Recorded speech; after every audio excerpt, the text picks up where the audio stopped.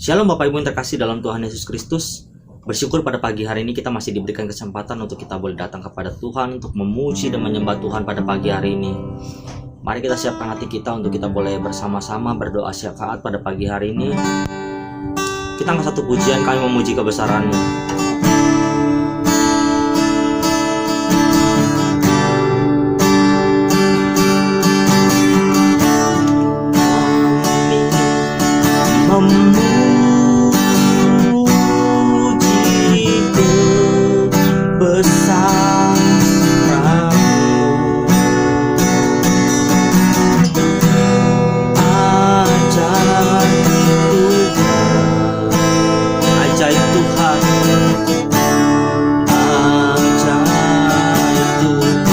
Kami memuji kebesaran-Mu.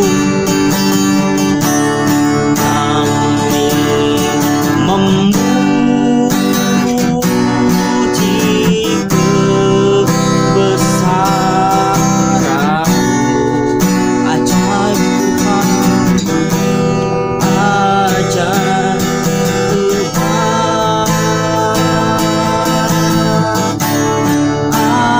ajaib Tuhan. Kami memuji kebesaran-Mu.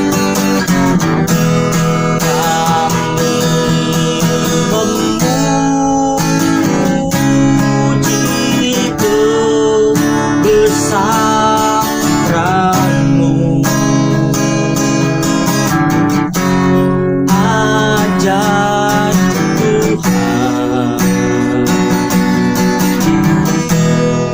ajaib Tuhan. Kami memuji, kami memuji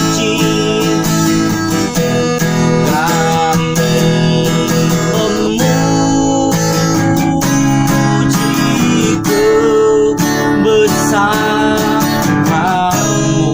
Ajaib Tuhan, ajaib Tuhan, ajaib Tuhan, ajaib Tuhan, ajaib Tuhan,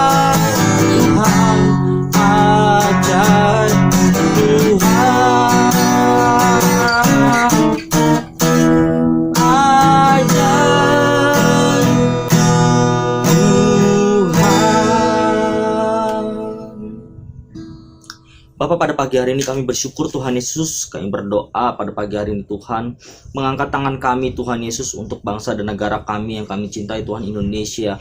Biarlah shalom ada atas bangsa dan negara kami Tuhan, damai ada atas bangsa dan negara kami Tuhan. Berkati para pemimpin bangsa dan negara kami Tuhan, berkati Bapak Presiden Tuhan, Pak Jokowi dan wakilnya M. Aruf Amin Tuhan Yesus. Berkati ya Bapak, pakai hamba-Mu ini untuk menjadi saluran berkat, bahkan untuk membawa bangsa kami semakin cinta sama Tuhan. Berkati Tuhan setiap para pemimpin-pemimpin daerah yang ada, dari Sabang sampai Merauke Tuhan, dari Pulau sampai Pulau Rote Tuhan. Berkati setiap kepala-kepala daerah yang ada, agar mereka dalam mengemban tugasnya mereka mendapatkan visi daripada Tuhan, sehingga apa yang Tuhan mau bagi setiap daerah-daerah yang ada di Indonesia Tuhan boleh lakukan, dan itu semua boleh menjadi berkat, sehingga para pemimpin daerah boleh melakukan tugas mereka dengan baik, sehingga Indonesia penuh dengan kemuliaan Tuhan. Bapak, kami berdoa Bapak untuk kota Jakarta. Berkati gubernur kami Tuhan, berkati wakil gubernur kami Tuhan, berkati setiap para staf-staf yang ada di kota Jakarta Tuhan. Berkati Tuhan Yesus kota Jakarta, biarlah Indonesia dan kota Jakarta penuh dengan kemuliaan nama Tuhan. Tuhan, kami berdoa saat ini Tuhan, khususnya untuk bangsa kami yang sedang dilanda dengan COVID-19 Tuhan. Kami percaya Tuhan, tangan Tuhan tidak kurang panjang untuk menolong kami. Bahkan kasih setia Tuhan ada di dalam kehidupan dan kami Tuhan. Dan kami percaya Tuhan, hari ini Tuhan kami berdoa bagi bangsa kami Tuhan. Biarlah Tuhan penyakit daripada wabah COVID-19 ini boleh selesai Tuhan. Kami percaya, kami tolak, kami patahkan kuasa kegelapan yang ada atas bangsa dan negara kami. Biarlah Tuhan pemulihan terjadi atas pasien-pasien yang terkena COVID-19 Tuhan. Dan kami percaya pertolongan Tuhan sempurna untuk tiap tim medis yang ada Tuhan Yesus. Berkati setiap rumah sakit, berkati setiap obat-obatan. Bahkan bangsa kami saat ini sedang mempersiapkan untuk vaksin COVID-19. Tuhan tolong setiap tim-tim yang ada. Tuhan berkati setiap tenaga medis yang ada, agar semuanya bersatu hati untuk lebih sungguh-sungguh menangani COVID-19 ini Tuhan. Kami percaya Tuhan, waktu Tuhan yang terbaik untuk Indonesia Tuhan, sehingga kami percaya Tuhan, COVID-19 akan selesai dengan tepat pada waktunya Tuhan. Dan kami percaya Tuhan, Indonesia semakin cinta sama Tuhan, membawa Indonesia semakin takut sama Tuhan, membawa Indonesia semakin berserah sama Tuhan. Bapak, pada pagi hari ini Tuhan, kami berdoa Tuhan untuk Bapak Gembala Sidang kami Tuhan, Pak Pendeta Dr. Insinyur Niko Noto Harjo Tuhan, beserta keempat wakilnya Tuhan, beserta keluarga besar daripada Bapak Gembala kami Tuhan. Berkati kesehatan, berkati pelayanan, berkati usaha pekerjaan apapun yang dilakukan oleh Bapak Gembala Sidang kami, dimanapun Bapak Gembala Sidang kami melayani Tuhan. Tanda-tanda ajaib daripada Tuhan ada atas Bapak Gembala Sidang kami Tuhan. Pengurapan, pewahyuan, visi misi daripada Tuhan semakin jelas, sehingga kami percaya Tuhan membawa GBI Gatot Subroto semakin cinta sama Tuhan, membawa GBI Gatot Subroto semakin takut sama Tuhan. Bapak, kami berdoa Tuhan pada pagi hari ini juga untuk karayon kami Tuhan, Bapak Budianto Totong Tuhan. Berkati dalam keluarga, di dalam kesehatan, dalam usaha, pekerjaan, pelayanan, apapun yang dilakukan oleh Bapak karayon kami Tuhan. Tuhan buat berhasil dan beruntung. Kami percaya Tuhan perlindungan Tuhan, penyertaan Tuhan sempurna ada atas Bapak karayon kami Tuhan. Bapak, kami berdoa untuk setiap gembala-gembala cabang, gembala-gembala ranting yang ada di Rayon 1H Tuhan. Tuhan berkati pakai setiap gembala-gembala yang ada, agar terus menjadi saluran panjang tangan Tuhan. Dan kami percaya Tuhan, rencana Tuhan tergenapi oleh setiap gembala-gembala cabang yang ada, sehingga visi dari Gembala Sidang turun kepada karayon kami, dan turun kepada setiap gembala-gembala cabang dan ranting yang ada di Rayon 1H Tuhan.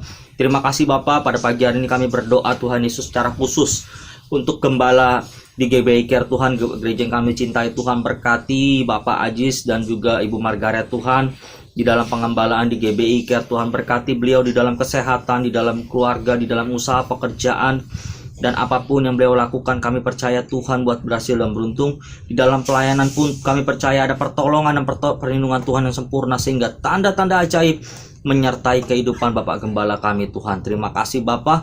Berkati pada pagi hari ini Tuhan setiap para pengerjamu di GBI Care.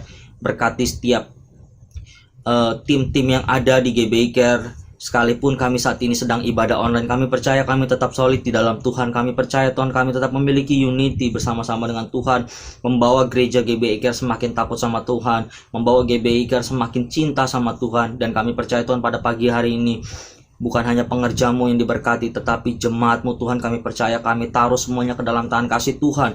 Biarlah perlindungan Tuhan yang sempurna ada atas jemaatmu di GBI Care. Pertolongan Tuhan ada atas jemaatmu di GBI Care, sehingga kami percaya Tuhan di dalam kehidupan sehari-hari. Kami percaya Tuhan cukupi, Tuhan penuhi, bahkan Tuhan limpahkan berkat-berkat bagi jemaatmu di GBI Care. Kesehatan yang sempurna, pertolongan dan perlindungan Tuhan ada atas jemaatmu di GBI Care Tuhan. Terima kasih Tuhan Yesus, kami siap mulai ibadah pada pagi hari ini. Berkati ibadah ini Tuhan, kami percaya Engkau hadir bersama-sama dengan kami, dan kami percaya Tuhan Engkau disenangkan melalui pujian penyembahan kami. Di dalam nama Tuhan Yesus kami berdoa dan bersyukur. Sama-sama kita katakan amin. Shalom Bapak Ibu yang terkasih dalam Tuhan Yesus Kristus. Bersyukur pada pagi hari ini kita boleh bersama-sama beribadah kembali. Mari kita siapkan hati kita untuk lebih sungguh-sungguh lagi masuk dalam hadirat Tuhan. Kita akan satu pujian, Bapa Engkau sungguh baik.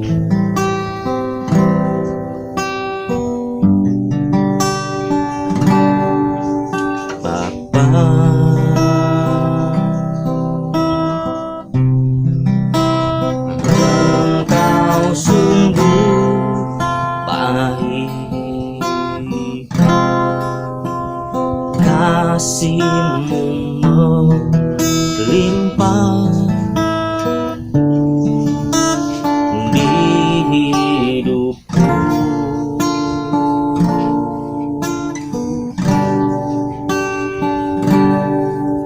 Bapa,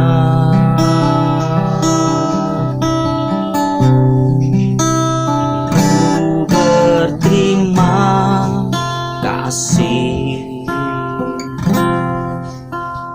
berkat-Mu hari ini yang Kau sediakan bagiku.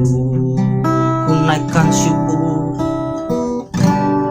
ku naikkan syukurku buat hari yang Kau beri. Habis-habisnya kasih dan rahmat-Mu selalu baru, selalu baru, dan tak pernah terlambat. Pertolongan-Mu besar setiamu di sepanjang hidupku. Kita angkat pujian ini dari awal. Bapa, Engkau sungguh baik.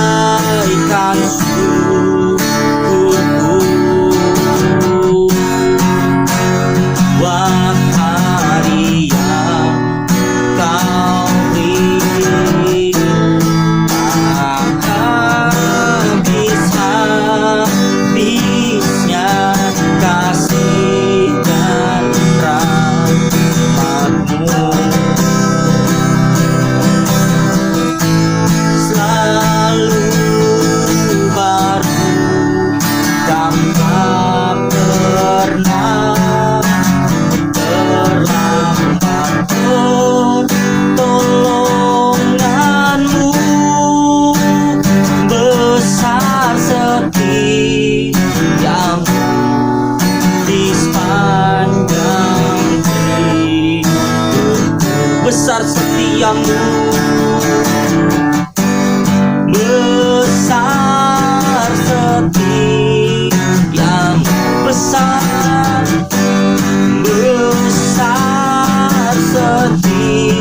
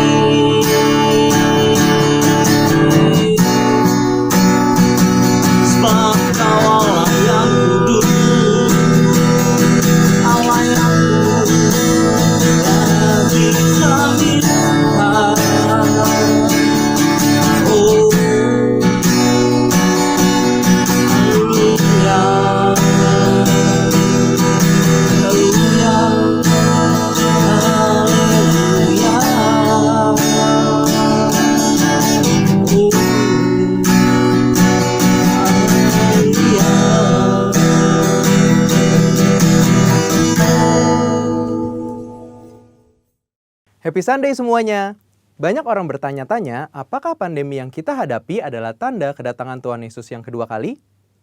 Sebelum kita menjawab pertanyaan tersebut, kita harus mengerti bahwa kedatangan Tuhan Yesus dapat dibagi menjadi dua tahapan. Tahapan pertama adalah pengangkatan gereja atau yang sering kita sebut dengan rapture. Pada tahapan ini, Tuhan Yesus akan datang di awan-awan dan menjemput kita untuk bersama-sama dengan Dia. Tahapan kedua adalah penampakan Kristus. Pada tahapan ini, Tuhan Yesus beserta orang-orang kudusnya akan mengalahkan antikristus di dalam perang Harmagedon, lalu mendirikan kerajaan 1000 tahun damai. Kita mempercayai bahwa pengangkatan gereja terjadi sebelum masa aniaya atau masa antikristus.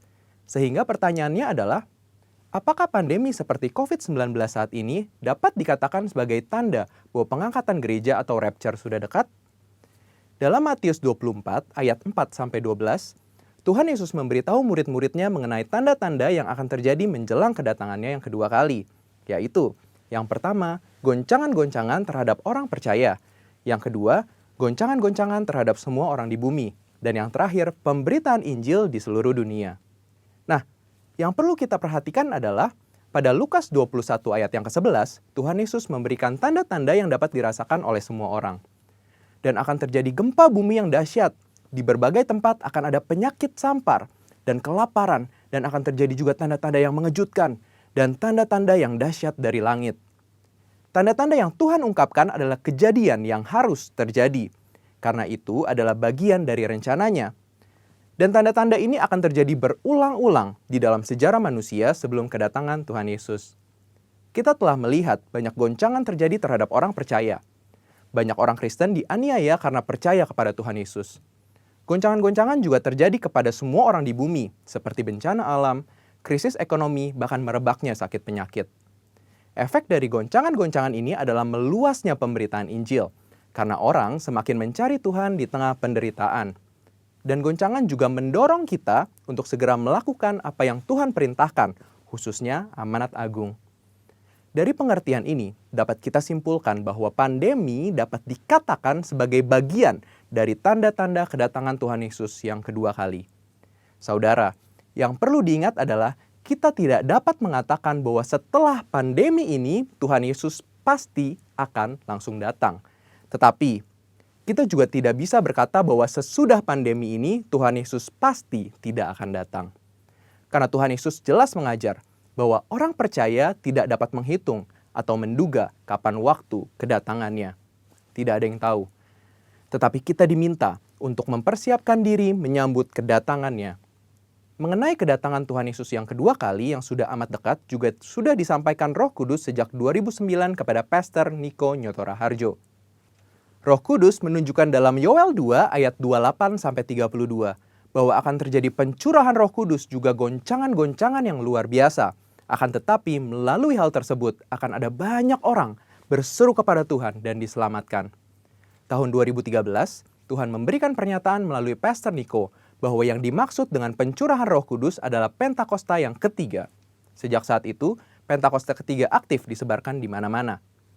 Pastor Russell Evans dari Planet Shakers Church, Australia mendapat penglihatan bahwa Roh Kudus sedang dicurahkan di Indonesia. Ada kebangkitan jutaan anak-anak muda yang penuh Roh Kudus, yang cinta mati-matian akan Tuhan dan akan melayani dengan cara yang belum pernah dilihat sebelumnya. Ini adalah jawaban doa bagaimana Pentakosta ketiga akan terjadi khususnya di Indonesia. Pentakosta ketiga juga diteguhkan oleh banyak hamba Tuhan baik dalam dan luar negeri di Empower 21. Yaitu bahwa kegerakan ini akan lebih besar daripada pencurahan Roh Kudus di Azusa Street. Roh Kudus memberi pengertian bahwa Pentakosta ketiga akan menuntaskan amanat agung dan setelah itu Tuhan Yesus akan datang kembali.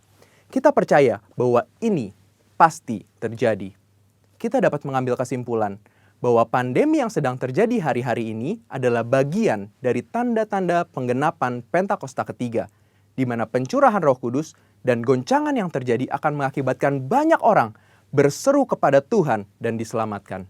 Artinya, amanat agung Tuhan sedang digenapi. So, setelah kita mengetahui hal tersebut, apakah yang harus kita lakukan untuk menyambut kedatangannya? Ada 4 hal, yaitu yang pertama, hidup berjaga-jaga, artinya hidup kudus di hadapan Tuhan dan di hadapan manusia. Yang kedua, hidup siap sedia, artinya siap menyambut kedatangan Tuhan Yesus kapan saja. Yang ketiga, hidup setia melakukan perintah Tuhan, artinya melakukan amanat agung Tuhan Yesus dengan Pentakosta yang ketiga. Dan yang terakhir, hidup intim dengan Tuhan, artinya banyak membaca, merenungkan, melakukan firman Tuhan, banyak memuji, menyembah Tuhan, dan banyak berdoa berbahasa roh.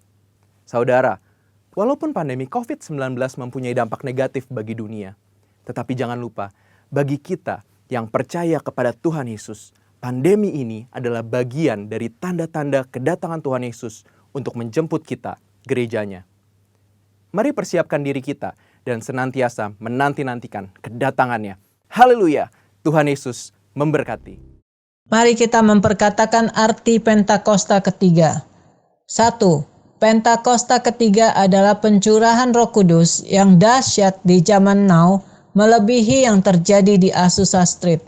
2. Pentakosta ketiga akan mengakibatkan penuaian jiwa yang terbesar dan yang terakhir sebelum Tuhan Yesus datang kembali. 3. Pentakosta ketiga akan membangkitkan generasi Yeremia, yaitu anak-anak muda yang dipenuhi Roh Kudus, cinta mati-matian kepada Tuhan Yesus, tidak kompromi terhadap dosa, dan akan bergerak untuk memenangkan jiwa. 4. Pentakosta ketiga lahir di Indonesia dan bergerak ke bangsa-bangsa. Gerakan ini dari timur ke barat dan akan kembali ke Yerusalem.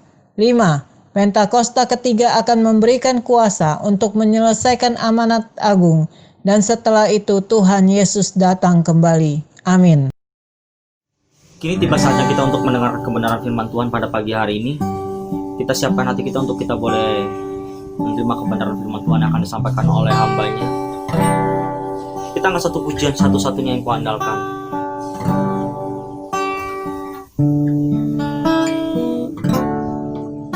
Engkau Tuhan yang setia, waktumu selalu yang terbaik. Engkau Tuhan sandaranku, dan ku hanya akan berharap padamu.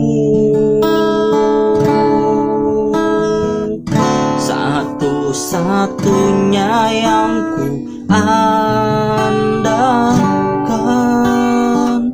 satu-satunya yang ku percaya. Engkau sumber kekuatan, sumber pengharapan, sumber kedamaian. Satu-satunya yang ku andalkan, satu-satunya yang ku percaya. Engkau Tuhan memberkati, Tuhan penyembuhku, Tuhan pemulihku. Kita angkat pujian dari awal.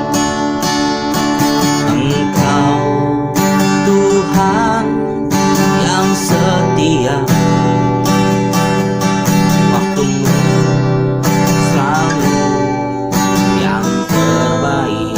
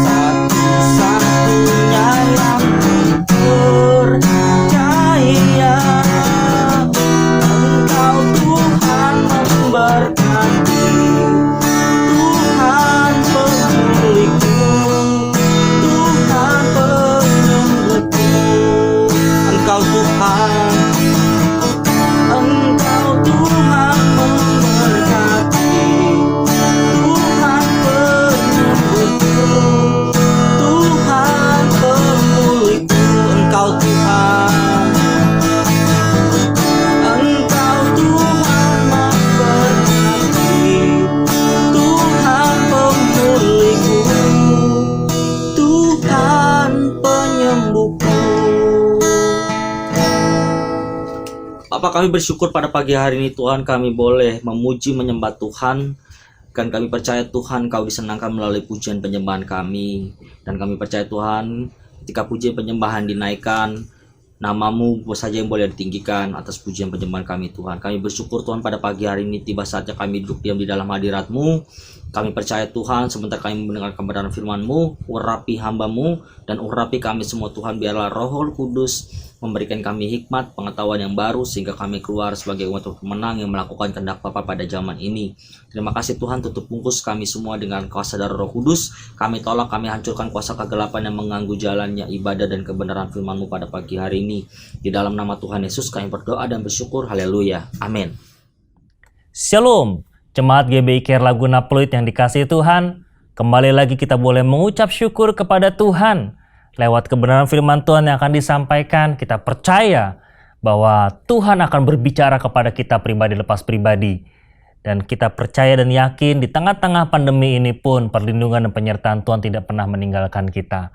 Mari siapkan hatimu, engkau akan diberkati lewat kebenaran firman Tuhan yang akan menguatkan dan meneguhkan setiap kehidupan kita. Mari sebelum lebih jauh kita merenungkan kebenaran firman Tuhan, kita bersatu dalam doa. Bapa kami dalam surga, kami mengucap syukur kepada Engkau bahwa penyertaan Tuhan tidak pernah meninggalkan setiap kehidupan kami. Berkati pemberitaan firman Tuhan pada saat ini, urapi kami dengan kuasa Roh Kudus-Mu supaya kami dapat mengerti dengan firman Tuhan yang akan disampaikan. Bahkan Kau memberkati hamba-Mu supaya lidah bibirnya juga dipakai Tuhan untuk menyampaikan isi hati Tuhan. Bahkan jemaat Tuhan yang mendengarkan pun boleh diberkati dengan hikmat marifat dari Engkau sehingga boleh mengerti dan boleh melakukan setiap kebenaran firman Tuhan yang disampaikan. Segala kuasa gelap roh jahat yang mencoba mengambil kebenaran firman-Mu, mengganggu konsentrasi kami dalam mendengarkan firman-Mu dan belajar merenungkan firman-Mu, kami tolak kuasanya di dalam nama Yesus Kristus. Kami berdoa dan mengucap syukur dalam nama Tuhan Yesus Kristus. Haleluya. Amin. Bersyukur saudara bahwa saat ini kita boleh kembali lagi diberikan kesempatan untuk merenungkan kebenaran firman Tuhan. Kita percaya bahwa di tengah-tengah pandemi ini banyak sekali hal yang terjadi. Bukan hanya dalam kehidupan kita tetapi juga mungkin tetangga kita, keluarga kita, kerabat kita, ataupun orang-orang yang di sekeliling kita. Banyak terjadi hal-hal yang tidak pernah kita pikirkan.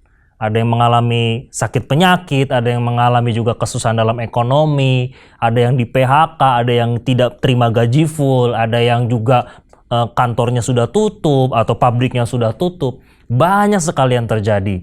Tetapi juga kita melihat bahwa akhir-akhir ini juga banyak sekali perbincangan mengenai eskatologis atau bicara akhir zaman, tentang hari penghakiman, tentang antikris, tentang hal-hal yang terjadi saat hari Tuhan ataupun menjelang hari Tuhan. Saya tidak bahas ke arah eskatologis atau saya tidak bicara tentang kedatangan Tuhan, tapi saya ingin membicarakan satu hal tentang yang berkaitan dengan hari penghakiman. Tapi saya tidak membahas apa itu hari penghakiman. Kita buka ayatnya dalam Matius 7 ayat 21 sampai 23 sebagai core daripada kebenaran firman Tuhan saat ini. Matius 7 ayat 21 sampai 23, demikian firman Tuhan. Bukan setiap orang yang berseru kepada Tuhan, Tuhan akan masuk ke dalam kerajaan surga, melainkan dia yang melakukan kehendak Bapa-Ku yang di surga. Pada hari terakhir banyak orang akan berseru kepadaku, Tuhan, Tuhan, bukankah kami bernubuat demi nama-Mu dan mengusir setan demi nama-Mu dan mengadakan banyak mujizat demi nama-Mu juga? Pada waktu itulah aku akan berterus terang kepada mereka dan berkata, aku tidak pernah mengenal kamu. Enyahlah daripadaku kamu sekalian pembuat kejahatan. Firman Tuhan dalam Matius 7 ayat 21 sampai 23. Ini adalah perkataan Tuhan Yesus mengenai bagaimana hari penghakiman itu. Makanya yang menjadi ayat kita pada pagi hari ini itu di ayat 23. Pada waktu itulah aku akan berterus terang kepada mereka dan berkata, aku tidak pernah mengenal kamu, enyahlah daripadaku kamu sekalian pembuat kejahatan. ada beberapa fakta yang bisa kita gali di situ. Bicara pada waktu itulah. Nah, inilah yang akan menjadi perenungan kita saat ini, kata pada waktu itulah. Sebab itu temanya firman Tuhan saat ini saya ingin katakan, saya ingin berikan tema, mengapa tidak sekarang? Mengapa tidak sekarang itu menjadi tema firman Tuhan kita. Sekali lagi kita baca dalam ayat 23. Pada waktu itulah aku akan berterus terang kepada mereka dan berkata, aku tidak mengenal kamu. Enyahlah daripadaku kamu sekalian pembuat kejahatan. Tuhan Yesus berkata demikian cukup keras. Dan saya secara pribadi pun ketika membaca ayat ini, wow, berkatnya itu luar biasa. Bahkan ayat ini itu menjadi ayat emas dalam kehidupan saya. Dan seringkali firman Tuhan yang saya sampaikan selalu kadang-kadang saya tutup dengan ayat ini. Matius 7:21-23. Kenapa? Ini menjadi rema dalam kehidupan saya. Menjadi peringatan buat saya. Dan memang ini berbicara tentang hari penghakiman. Jadi dalam hari penghakiman dikatakan Tuhan Yesus berkata, pada hari itulah aku akan berterus terang. Mengapa bukan sekarang?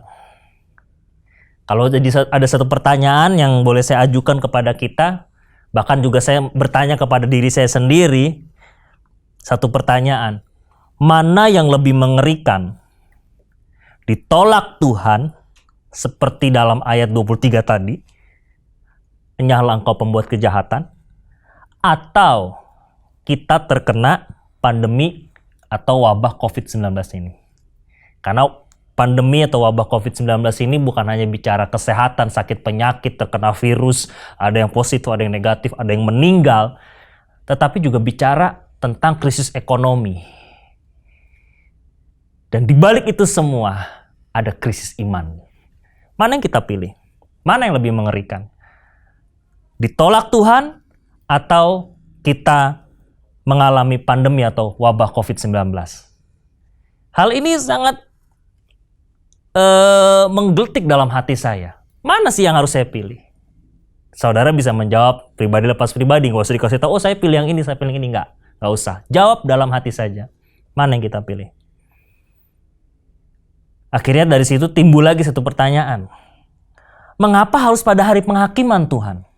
Mengapa pada hari penghakiman engkau baru berterus terang bahwa engkau menolak orang-orang tersebut? Yang dikatakan enyahlah engkau pembuat kejahatan. Kenapa tidak sekarang Tuhan? Kenapa tidak saat ini? Terlebih, saya katakan tadi di awal, hari-hari ini banyak orang yang membahas tentang eskatologi, tentang kedatangan Tuhan, tentang akhir zaman, tentang antikris, tentang penganiayaan, tentang kesusahan besar. Atau kenapa tidak sekarang Tuhan? Karena sekarang lagi pandemi COVID-19 sehingga biar banyak orang bertobat Tuhan. Kenapa waktunya bukan sekarang? Kenapa harus di hari penghakiman? Kenapa harus di hari tersebut? Apakah Tuhan dengan sengaja membiarkan orang Kristen dalam keadaan yang membahayakan? Jadi dari pertanyaan awal, mana yang lebih mengerikan? Mengalami penolakan seperti di ayat 23 tadi atau pandemi COVID? Lalu dilanjutkan lagi, kenapa sih kok harus hari penghakiman Tuhan baru berterus terang? Yang pada akhirnya membawa kita kepada satu pertanyaan, apa Tuhan sengaja membiarkan orang Kristen dalam keadaan bahaya? Sehingga tidak tahu apakah dia diterima oleh Tuhan, ataukah dia ditolak oleh Tuhan, apakah dia masuk surga atau masuk neraka. Memang sampai hari ini kita nggak pernah tahu. Saya secara pribadi pun tidak bisa meyakinkan diri saya bahwa 100% saya akan masuk surga. Tidak bisa. Karena itu misterinya Tuhan. Sama seperti kalau kita mati, meninggal, itu misteri Tuhan. Tapi sebagai orang percaya, kita harus punya iman bahwa kita punya hidup itu harus berkenan di hadapan Tuhan. Dengan apa? Dengan melakukan apa yang berkenan di hadapan Tuhan. Maka dikatakan melakukan kehendak Bapa. Nah, ini menjadi satu pertanyaan bagi kita. Mengapa tidak sekarang Tuhan? Apakah Engkau sengaja membiarkan kita dalam keadaan bahaya? Kita nggak tahu pasti apakah kita masuk dalam kerajaan surga atau tidak, atau kita ditolak Tuhan atau tidak.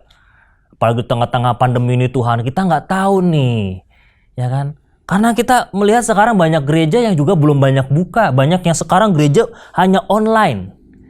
Saya jujur secara pribadi, online dengan offline itu beda banget rasanya. Sekalipun memang ya ibadah itu nggak boleh terbatasi oleh waktu dan ruang, enggak. Secara umum, kalau kita boleh jujur, itu beda rasanya offline dengan online. Kadang-kadang kita karena online ya sudah kita ibadah semaunya kita. Terserah kita mau jam berapa, bisa diatur atau mau cari pengkhotbah siapa, kita bisa sekarang. Bahkan kita mungkin nggak ikutin ibadah online gereja kita sendiri. Gereja orang lain kita ikutin karena wah pendetanya sana lebih bagus, lebih lucu. Lebih enak didengar firmannya. Bisa. Karena sekarang dunia digital merajalela. Dan gereja masuk dalam dunia online yaitu dengan gereja online. Nah, apakah kita mau didinabobokan dengan hal-hal tersebut? Padahal ada satu pertanyaan, apakah kita sudah berkenan di hadapan Tuhan? Sementara sekarang gereja tidak bisa dengan mudah begitu saja membuka lagi secara offline. Memang beberapa gereja sudah banyak yang buka secara offline tapi dengan mengikuti protap-protap yang ada. Dan tidak semua juga jemaat bisa hadir dalam ibadah gereja tersebut.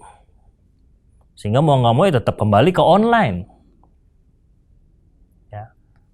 Nah, saya ingin melihat kita dalam satu kisah tentang Lazarus dan orang yang kaya raya.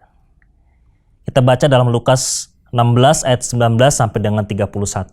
Saya akan bahas satu ayat demi ayat supaya kita bisa memahami cerita daripada Lazarus dengan orang kaya dan apa kaitannya dengan yang Matius 7 ayat 21 sampai 23 tadi. Lukas 16 ayat 19, demikian firman Tuhan. Ada seorang kaya yang selalu berpakaian jubah ungu dan kain halus dan setiap hari ia bersukaria dalam kemewahan. Dan ada seorang pengemis bernama Lazarus, badannya penuh dengan borok, berbaring dekat pintu rumah orang kaya itu. Dan ingin menghilangkan laparnya dengan apa yang jatuh dari meja orang kaya itu. Malahan anjing-anjing datang dan menjilat boroknya. Di sini dikatakan ada orang yang kaya yang selalu berjubah ungu dengan kain yang halus, artinya ini dengan sutra. Jubahnya itu dengan sutra berwarna ungu. Ini berbicara apa? Dia menandakan dia ini orang yang sangat kaya raya. Dan hidupnya bersukaria dalam kemewahan. Satu sisi, ada orang kaya yang sangat kaya hidup dalam kemewahan dengan jubah sutra kain halus itu sutra pasti. Kain ungu. Yang berwarna ungu itu bicara kemuliaan. Wah, kaya raya dia. Tapi ada satu sisi, ada seorang pengemis yang miskin. Orang yang malang. Dalam arti yang lain juga bisa katakan ada seorang pengemis yang malang bernama Lazarus. Badannya penuh borok, berbaring dekat pintu rumah orang kaya tersebut dan ingin menghilangkan laparnya dengan apa yang jatuh dari meja orang kaya tersebut. Tapi sebelum dia sampai kepada meja tersebut, ada anjing-anjing datang menjilati boroknya. Jadi dia nggak bisa kemana-mana. Sudah miskin, kelaparan, lukanya boroknya dijilati sama anjing-anjing. Ayat 22. Jadi ada dua orang ya. Orang kaya si Lazarus, orang kaya raya dan si pengemis yaitu si Lazarus. Ayat 22. Kemudian matilah orang miskin itu lalu dibawa oleh malaikat-malaikat ke pangkuan Abraham. Orang kaya itu juga mati lalu dikubur dan sementara ia menderita sengsara di alam maut, ia memandang ke atas dan dari jauh dilihatnya Abraham dan Lazarus duduk di pangkuannya. Ayat 22, 23 menjelaskan kepada kita bahwa kedua orang tersebut sama-sama meninggal, sama-sama mati. Yang satu orang miskin ini mati dan dibawa malaikat ke pangkuan Abraham. Apa itu pangkuan Abraham? Pangkuan Abraham adalah suatu analogi orang-orang Yahudi, orang-orang Israel, tempat di mana ada Abraham sebagai leluhur mereka yang percaya kepada Allah Yahweh. Makanya Abraham itu menjadi ikon untuk orang Yahudi sebagai leluhur. Kenapa? Karena Allah mereka adalah Allah Abraham, Allah Ishak, Allah Yakub, Allah YHWH. Nah, tempat tersebut adalah tempat di mana ada damai, ada sukacita. Memang terjemahan aslinya dikatakan bosom of Abraham. Bosom itu punya dua arti, bisa bicara dada, karena di pangku itu kan bisa bicara di pangku di atas paha atau ditaruh di dada, digendong. Atau juga bicara sungai kecil. Ada aliran sungai, ada air, karena di mana ada air pasti itu tempat itu happy. Tempat itu pasti damai. Ya. Beda dengan yang orang kaya. Orang kaya ini mati dan dikubur. Wah, jelas ditulis mati dan dikubur. Namanya orang kaya pasti dikubur. Sedangkan Lazarus nggak ditulis. Dia dikubur atau ternyata dia mati geletak gitu saja di pinggir jalan atau di depan rumah orang kaya itu. Tetapi si orang kaya ini menderita sengsara di alam maut. Terjemahan aslinya Hades, dunia orang mati. Di mana yang namanya identik dengan dunia orang mati adalah tempat yang berlawanan dengan pangkuan Abraham. Tempat yang tidak enak, tempat yang penuh dengan penderitaan. Ayat 24, makanya diteruskan di ayat 24. Lalu ia berseru katanya, Bapak Abraham, kasihanilah aku. Suruhlah Lazarus supaya mencelupkan ujung jarinya ke dalam air dan menyejukkan lidahku. Sebab aku sangat kesakitan dalam nyala api ini. Jadi identik yang namanya Hades itu ada nyala api. Makanya tidak heran kalau Hades itu kadang-kadang disamakan dengan neraka dalam perjanjian lama. Tapi bukan neraka sesungguhnya yang menjadi tempat untuk iblis dan para malaikatnya. Berbeda. Ya. Hades, tempat yang tidak enak, ada nyala api di dalamnya. Tempat penderitaan, kesengsaraan. Dan ayat 25, tetapi Abraham berkata, anak, ingatlah bahwa engkau telah menerima segala yang baik sewaktu hidupmu, sedangkan Lazarus segala yang buruk. Sekarang ia mendapat penghiburan dan engkau sangat menderita. Jadi Abraham ingin ingatkan, kamu kan sudah hidup enak, hidup kaya, hidupmu berkecukupan, makan gak kurang. Sedangkan si Lazarus ini kan menderita sebagai pengemis, makan susah, badannya penuh dengan borok, dijilatin anjing. Ya sudah wajarlah dia sekarang mendapat penghiburan. Sedangkan engkau sudah menikmati kesenanganmu di muka bumi. Hati-hati, ayat ini tidak mengatakan kepada kita bahwa kalau orang miskin atau orang yang tidak punya apa-apa itu pasti masuk surga. Enggak ya, tidak berbicara seperti itu. Nanti akan saya jelaskan kenapa. Atau orang yang kaya, orang yang hidupnya melimpah dengan kekayaan, hidup mewah, itu pasti masuk neraka. Oh, jangan salah juga, jangan diartikan seperti itu. Ayat ini tidak bicara seperti itu. Tapi ayat ini ingin menceritakan satu sisi yang lain. Kita lanjutkan dalam ayat 26. Selain daripada itu, di antara kami dan engkau terbentang jurang yang tak terseberangi, supaya mereka yang mau pergi dari sini kepadamu, ataupun mereka yang datang dari situ kepada kami, tidak dapat menyeberang. Ayat 27, kata orang itu, kalau demikian aku minta kepadamu Bapa, supaya engkau menyuruh dia ke rumah ayahku, sebab masih ada 5 orang saudaraku, supaya ia memperingati mereka dengan sungguh-sungguh, agar mereka jangan masuk kelak ke dalam tempat penderitaan ini. Jadi si orang kaya bilang, tolong deh, kalau memang ada jurang di antara kita, pemisah antara pangkuan Abraham dengan Hades, supaya mereka tidak bisa saling menyeberang. Si orang kaya ini bilang, ya udah deh, kirim deh Lazarus itu kembali ke rumahku, supaya memperingati saudara-saudaraku di rumah ayahku, supaya mereka tidak menderita seperti aku. Dan terakhir, ayat 29 sampai 31, Abraham menjawab, ada pada mereka, tetapi kata Abraham, ada pada mereka kesaksian Musa dan para nabi. Baiklah mereka mendengarkan kesaksian itu. Lalu jawab orang kaya itu, tidak Bapak Abraham, tetapi jika ada seorang yang datang dari antara orang mati kepada mereka, mereka akan bertobat. Dia berkata kalau ada orang mati bangkit, mereka pasti percaya kok. Abraham menutup dengan kata seperti ini. Kata Abraham kepadanya, 31. Jika mereka tidak mendengar kesaksian Musa dan para nabi, mereka juga tidak akan mau diyakinkan sekalipun dengan orang yang bangkit dari antara orang mati. Apa sih kesaksian Musa dan para nabi? Ini bicara Taurat orang Yahudi. Abraham berkata kepada orang kaya ini, kalau Taurat saja mereka tidak mau dengar, kalau kisah para nabi saja mereka tidak mau dengar, bagaimana mereka mau mendengar orang mati yang bangkit dan bercerita tentang pangkuan Abraham dan Hades? Sedangkan Taurat saja mereka tidak mau lakukan. Hal ini kalau berkaitan dengan kita, jangan kita tunggu mujizat terjadi. Jangan kita melihat yang namanya orang mati bangkit dulu baru kita percaya Tuhan. Tapi Tuhan mau ketika engkau membaca firman Tuhan, ketika engkau merenungkan firman Tuhan, ketika engkau mendengarkan firman Tuhan dari para hamba-hamba Tuhan, ketika engkau membaca renungan yang disampaikan oleh para hamba Tuhan. Karena sebagai nabi-nabi di akhir zaman, Tuhan memakai para hamba-hamba Tuhan yang diurapi untuk menyampaikan isi hati Tuhan supaya kita diperingati bahwa nanti kelak ada hari penghakiman di mana yang orang tidak layak di hadapan Tuhan akan masuk ke tempat yang tidak mengenakan, penuh dengan penderitaan, ada nyala api di situ. Tapi orang yang mau melakukan kehendak Tuhan, melakukan kehendak Bapa, dia akan bersama-sama dengan Bapa di surga. Pangkuan Abraham itu menggambarkan kepada kita sesuatu yang kehidupan penuh dengan damai. Namanya dipangku itu pasti enak. Anak kecil saja. Kalau dipangku sama bapaknya atau mamanya, papanya atau mamanya, dia dipangku sama papa mamanya, dia pasti sangat senang. Lebih senang dia daripada dia disuruh main sendiri. Dia lebih suka dipangku sama papa mamanya. Seperti anak saya, lebih suka dipangku atau digendong sama papa mamanya. Kalau nangis, kalau udah digendong sama papa mamanya, pasti banyak yang diam. Itu anak kecil. Jadi kita tahu ya, kenapa ya kalau kita dipangku pasti tenang hati kita. Jadi ini menggambarkan bicara ketenangan, kedamaian.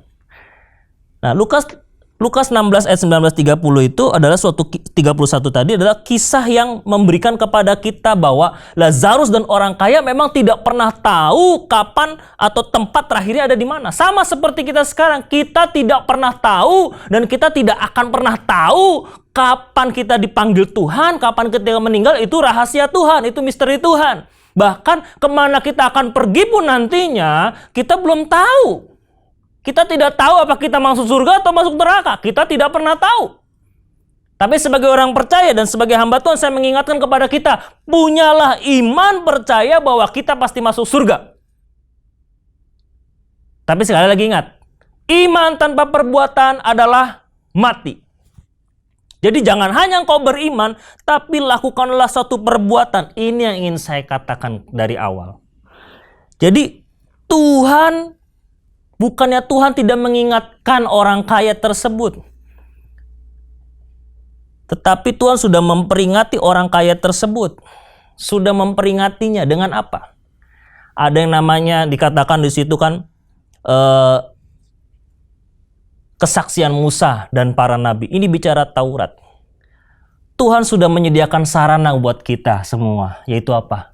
Alkitab sebagai kebenaran firman Tuhan. Sekarang Alkitab bukan hanya dalam bentuk fisik buku. Ada bisa dalam gadget, handphone, smartphone kita. Supaya kita bisa membaca firman Tuhan. Kesaksian para nabi, para rasul ada di dalamnya. Yang menuliskan surat tentang kebenaran, kebesaran, dan juga keselamatan yang Tuhan berikan kepada kita. Jadi kalau kita tarik kepada kita sekarang, Tuhan sudah mengingatkan kita. Sama seperti ketika Tuhan memperingatkan si orang kaya ini dengan apa? Kesaksian para nabi, kesaksian Musa. Dan yang kedua, apakah Tuhan sudah benar-benar memperingatkan orang kaya tersebut? Dalam Matius 25 ayat 41-43 saya bacakan. Demikian firman Tuhan, Matius 25 ayat 41-43. Dan ia berkata juga kepada mereka yang di sebelah kirinya. Ini dalam perikop hari penghakiman. Enyahlah dari hadapanku. Jadi ini hampir sama dengan Matius 7 ayat 23 tadi ya. Enyahlah dari hadapanku, hai kamu orang-orang terkutuk. Enyahlah ke dalam api yang kekal yang telah sedia untuk iblis dan malaikat-malaikatnya. Ini neraka. Ayat 42. Sebab ketika aku lapar, kamu tidak memberi aku makan. Ketika aku haus, kamu tidak memberi aku minum. Ketika aku seorang asing, kamu tidak memberi aku tumpangan. Ketika aku telanjang, kamu tidak memberi aku pakaian. Ketika aku sakit dan dalam penjara, kamu tidak melawat aku. Ini mengatakan kepada kita bahwa Tuhan sudah memperingati orang kaya tersebut lewat siapa? Lazarus sebagai orang yang miskin, orang yang perlu ditolong, orang yang hidupnya menderita, tidak bisa makan, sehingga mengharapkan ada yang jatuh dari meja orang kaya tersebut. Mungkin bisa saja orang yang mencari makan, mengais-ngais makan di tempat sampah, bahkan tubuhnya penuh dengan luka dan borok. Ini menggambarkan tadi tuh Matius 25 ayat 42 sampai 43. Apakah kita sudah peduli dengan orang-orang tersebut yang ada dalam Matius 25 ayat 42 sampai 43? Tuhan mengirimkan Lazarus untuk memperingati orang kaya ini. Itu tentang bicara apa? Satu hal saja yang menjadi yang saya akan singgung. Kalau mau dibicarakan banyak sebenarnya yang Tuhan ingin kita kerjakan. Tapi salah satunya bicara apa? Tentang kebajikan. Tuhan memperingatkan orang kaya ini supaya bisa diselamatkan dengan kebajikan yang mungkin bisa dia lakukan. Kepada siapa? Lazarus. Lazarus ada di depan pintu rumahnya. Lazarus sedang kelaparan. Lazarus itu seorang pengemis yang tubuhnya penuh dengan luka dan borok, yang dijilati oleh para anjing. Tetapi orang kaya ini tidak membuka pintunya, tidak menolongnya, tidak memberinya makan. Sampai mati. Sampai kedua-duanya mati. Tidak ada kebajikan yang dilakukan oleh orang kaya ini. Padahal Tuhan sudah mengirimkan Lazarus. Nah, Tuhan juga bisa kirim kepada kita. Tadi ada dua hal kan? Tuhan sudah berikan firman-Nya kepada kita lewat Alkitab, baik yang media cetak ataupun elektronik di handphone atau smartphone kita, di gadget kita. Dan yang kedua, Tuhan peringatkan kita lewat apa? Orang-orang di sekeliling kita. Sesama kita. Kerabat kita, keluarga kita, apakah kita sudah melakukan kebajikan untuk mereka semua? Bagaimana dengan kita sekarang? Apakah kita sudah melakukan apa yang Tuhan inginkan dalam kehidupan kita dengan kehendaknya? Salah satunya apa? Melakukan kebajikan kepada sesama kita. Makanya ada yang pertanyaan tadi terjawab. Tema firman Tuhan kita, mengapa tidak sekarang? Padahal saya mau katakan, Tuhan sudah kasih peringatan mulai hari ini. Bahkan dari hari-hari yang telah kita lewati, Tuhan sudah memberikan peringatan untuk kita. Memang nanti hasilnya, resultnya nanti di hari penghakiman. Apakah Tuhan menolak kita? Apakah Tuhan berkata, sabaslah hambaku yang baik. Hiduplah damai dalam kerajaan Allah Bapakku di surga. Apakah itu yang mau kita terima? Atau kita mau ditolak sama Tuhan? Hal simple, hal kebajikan. Makanya di tema firman Tuhan tadi, mengapa tidak sekarang? Tuhan berkata demikian, karena Tuhan masih beri kita kesempatan. Setiap kita punya kesempatan berharga. Setiap kita punya kesempatan yang sangat mahal. Untuk apa? Memperbaiki diri. Memperbaiki diri itu dengan cara apa? Banyak hal. Tadi kan kesaksian Musa itu menggambarkan apa? Apakah kita sudah rajin merenungkan dan melakukan kebenaran firman Tuhan? Dan juga melakukan kebajikan kepada sesama kita. Itu hal simpel untuk memperbaiki diri kita. Dimulai dari kita sendiri, kemudian kepada keluarga kita, kerabat kita, bahkan kepada orang-orang sekeliling kita. Jangan seperti orang kaya yang lebih memuaskan diri dan menyia-nyiakan kesempatan. Apakah kita mau menyia-nyiakan kesempatan yang kita punya sekarang ini? Sekalipun tengah-tengah pandemi, kita nggak usah berpikir, saya berarti harus tolong secara materi. Enggak. Tuhan juga nggak tuntut kita kasih orang uang. Tuhan tuntut kita supaya kita bantu mereka secara full. Enggak. Tapi apakah ada belas kasihan kita kepada mereka? Dimulai dari belas kasihan saja. Tuhan itu sudah melihat hati kita kok. Apakah kita sudah memberi yang terbaik untuk keluarga kita? Apakah kita sudah memberi yang terbaik bagi pelayanan gereja kita? Hal-hal simpel. Jadi setiap kita punya kesempatan yang mahal dan berharga. Jangan kita sia-siakan. Jadi cerita daripada Lazarus dan orang kaya itu menjadi suatu peringatan buat kita.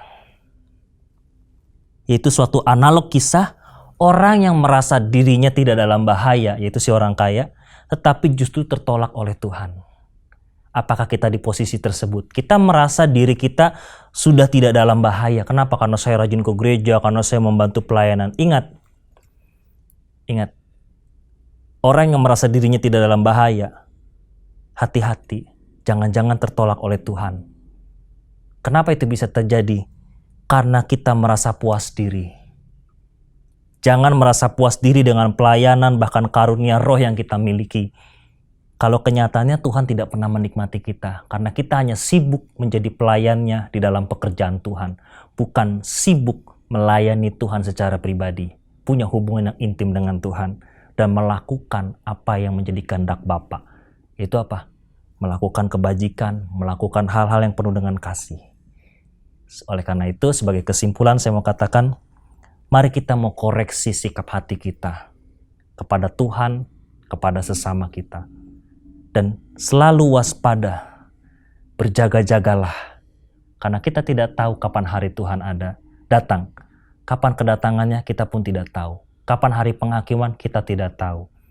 Kapan antikris akan menguasai dunia kita tidak tahu. Oleh karena itu, mari kita waspada dan gentar akan kebenaran firman Tuhan, supaya kita terhindar penolakan Tuhan di hari penghakiman. Tuhan Yesus memberkati kita semua. Shalom.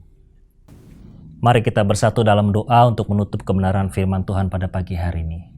Bapa dalam surga, kami mengucap syukur atas firman yang Tuhan berikan kepada setiap kami. Biarlah kami Tuhan diberikan peringatan secara pribadi untuk mengoreksi sikap hati kami di hadapan Engkau. Sikap hati kami kepada sesama kami. Apakah kami sudah melakukan apa yang firman Tuhan katakan pada pagi hari ini? Biar kiranya itu memberkati kami semua Tuhan. Menjadi kekuatan bagi kami semua. Kau berkati Tuhan jemaat GBI Care Laguna Pluit ini. Supaya mereka pun Tuhan boleh mengoreksi setiap kehidupan mereka Tuhan. Engkau berkati anak-anak-Mu Tuhan. Supaya anak-anak-Mu di GBI Care Laguna Pluit ini boleh menjadi umat yang layak di hadapan Tuhan. Memakai kesempatan yang ada. Kesempatan yang mahal dan berharga ini untuk menjadi anak-anak yang berkenan di hadapan Tuhan, melakukan kehendak Bapa di surga. Di dalam nama Tuhan Yesus Kristus, Engkau berkati jemaat GBI Care Laguna Pluit. Setiap mereka yang dalam masalah pergumulan, Engkau berikan kelepasan dan kekuatan. Setiap mereka yang juga di dalam kelemahan tubuh, Engkau berikan kekuatan dan berikan kesembuhan dan pemulihan. Bahkan di tengah-tengah pandemi kami berdoa Tuhan, Engkau berkati perekonomian jemaat GBI Care Laguna Pluit, supaya semuanya diberkati Tuhan.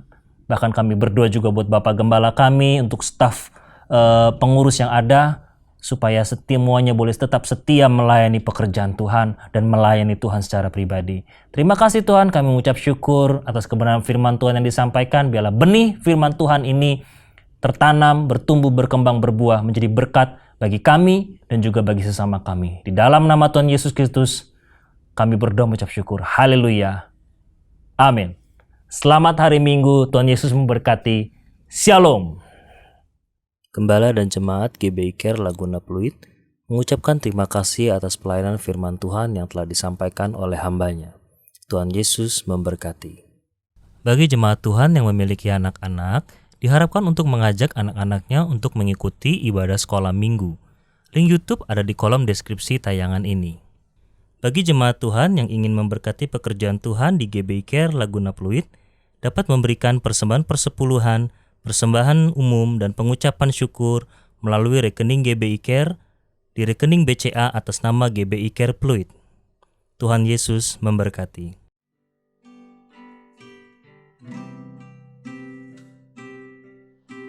Mari kita mengangkat tangan kita. Umat yang dikasih Tuhan, terimalah berkat sukacita damai sejahtera, kasih karunia yang begitu besar daripada Allah Bapa yang telah diberikan kepada kita masing-masing melalui anak yang tunggal, yaitu Tuhan kita Yesus Kristus, di dalam pertolongan, penghiburan, dan persekutuan dengan Roh Kudus menyertai kita pada saat ini, bahkan sampai Tuhan datang menjemput kita di awan-awan, bahkan sampai selama-lamanya. Mari kita yang percaya, kita katakan sama-sama, amin.